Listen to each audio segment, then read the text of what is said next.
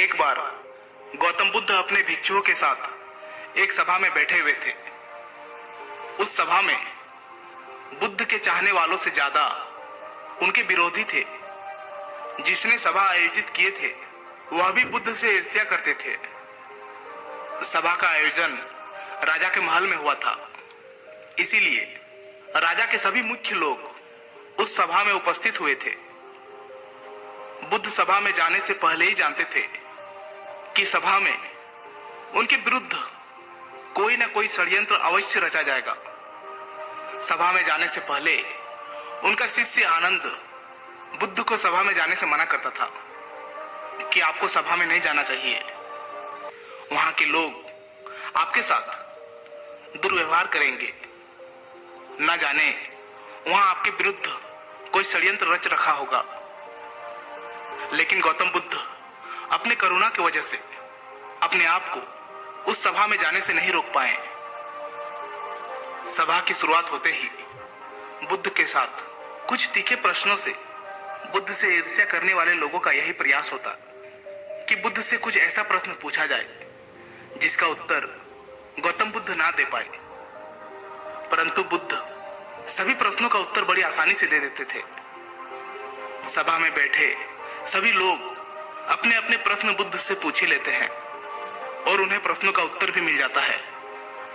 तभी अचानक वहां एक स्त्री आती है और बुद्ध से कहती है कि आप तो ध्यान की बातें करते हैं, ज्ञान की बातें करते हैं, सत्य की बातें करते हैं।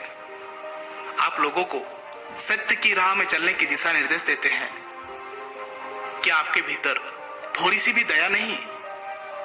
कि आपको मुझ अबला की कोई चिंता नहीं है जिसे आपने गर्भवती करके छोड़ दिया है?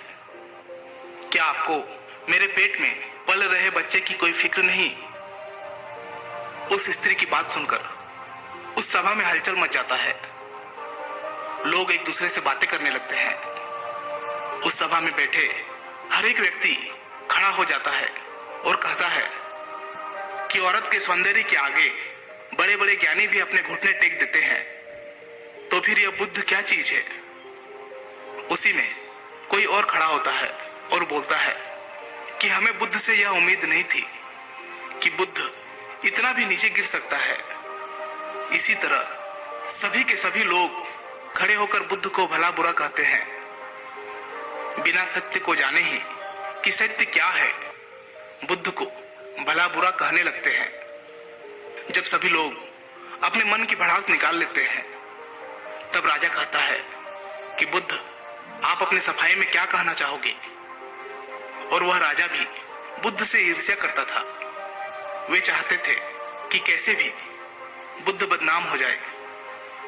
यहाँ पर एक जरूरी बात आपको समझना चाहिए कि इस सारी घटना का बुद्ध पर कोई असर नहीं था और ना ही लोगों के शब्दों का बुद्ध पर कोई असर था, और उस स्त्री के झूठे आरोप का बुद्ध पर कोई असर नहीं पड़ा। जानते हैं क्यों? क्योंकि बुद्ध सत्य को जानते थे। वे अपने नजर में सही थे। सूत्र यही है कि चाहे पूरी दुनिया आपके खिलाफ क्यों ना हो जाए, अगर आप अपने नजर में सही है, अगर आप अपने आप को जानते हो कि आप सत्य के साथ खड़े हो, तो आपका कोई भी कुछ बिगाड़ नहीं सकता है। सभा के सभी लोग संदेह में थे। वहां तक कि बुद्ध के कुछ शिष्य में भी संदेह आ गया था। लेकिन बुद्ध जानते थे कि वह क्या है, इसीलिए उनके चेहरे पर थोड़ा सा भी बदलाव नहीं था। राजा बुद्ध से कहते हैं कि क्या आप अपने सफाई में कुछ कहना चाहेंगे? बुद्ध उस स्त्री से कहते हैं, पुत्री, इस पूरे ब्रह्मांड में केवल दो ही लोग इस सत्य को जानते हैं कि तुम सत्य कह रही हो या असत्य। इससे पहले कि बुद्ध कुछ कहते, वह स्त्री बुद्ध से अपनी नजरें चुराने लगी। असत्य को सहारा लेने का कारण है कि अपने भीतर डर का बीज बो रहे हो। अब यह बीज जैसे जैसे वृक्ष बनेगा वैसे वैसे आपकी समस्या बढ़ती जाएगी। सभा का एक व्यक्ति उस स्त्री से कहता है, तुमने बहुत बड़ी बात कही है। अगर यह गलत साबित होता है तो तुम जानती हो ना कि तुम्हें क्या सजा दिया जाएगा। उस व्यक्ति की बात सुनकर उस स्त्री के हाथ पैर कांपने लगते हैं और वह तेजी से वहां से दौड़ने लगती है। तेजी से भागने के कारण उस स्त्री ने अपने पेट में जो भी गठरी बांध रखी थी वह जमीन पर गिर जाती है और सचदेव सबके सामने आ जाता है। उस स्त्री ने अपने पेट पर गठरी इस तरह बांध रखी थी जैसे लग रहा था कि वह स्त्री गर्भवती है। राजा उसी समय उस स्त्री को बंदी बनाने का आदेश देता है, लेकिन बुद्ध के कहने पर उस स्त्री को क्षमा कर दिया जाता है। एक बात हमेशा याद रखिए, आपका धैर्य और आपका अपने ही नजरों में सही होना आपको बड़ी से बड़ी समस्याओं से बचा सकता है।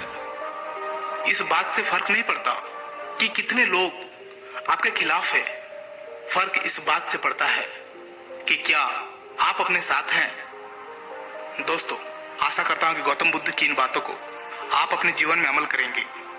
अगर वीडियो अच्छी लगी तो इसी तरह के मोटिवेशनल वीडियोस पाने के लिए चैनल को जरूर से जरूर सब्सक्राइब कीजिएगा। फिर मिलता हूं कोई नेक्स्ट वीडियो में, तब तक के लिए धन्यवाद।